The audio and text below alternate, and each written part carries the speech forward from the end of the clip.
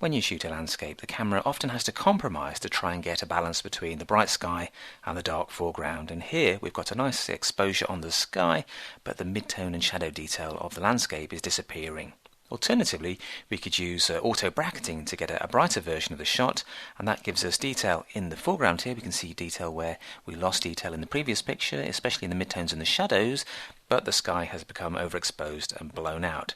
So wouldn't it be great if we could get the sky from one shot and the landscape from another, and we can do that using the layers palette. So what I'm going to do is show you how to take the sky from one shot, the landscape from the other shot, and merge them together using layers to create a composite shot that shows detail in the sky and in the landscape.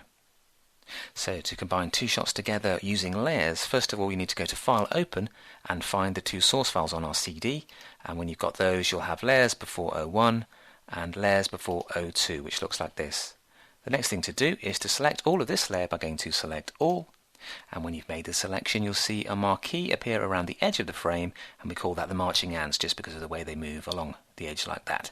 Okay, once you've selected the image, go to Edit, Copy, and that copies the whole shot.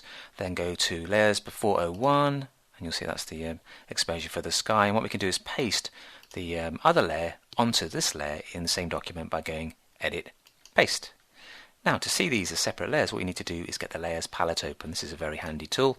If you go to Window, go to Layers, and there is the Layers palette, and on the top we've got the sky layer, which is really overexposed, but it's exposing the landscape correctly. And if I turn that off, you'll see the correctly exposed sky on the layer below. Now it makes sense to actually label these layers to make it easier to understand what they're about. So let's turn the top layer on again, just double click here, and we'll call this one ground exposure because it's exposing the shot to get detail in the ground. Okay, exposure, there we go. And to label this locked background layer, you can see a little padlock there. You need to double click, up pops a new layer window like so, and all we need to do is type in sky exposure. Here we go, and when you click OK, that unlocks it and turns it into an ordinary layer. So we've got the correctly exposed ground on the top layer and the correctly exposed sky on the layer below. Turn this back on for the moment and I'll show you how to combine the two together to get the best of both worlds.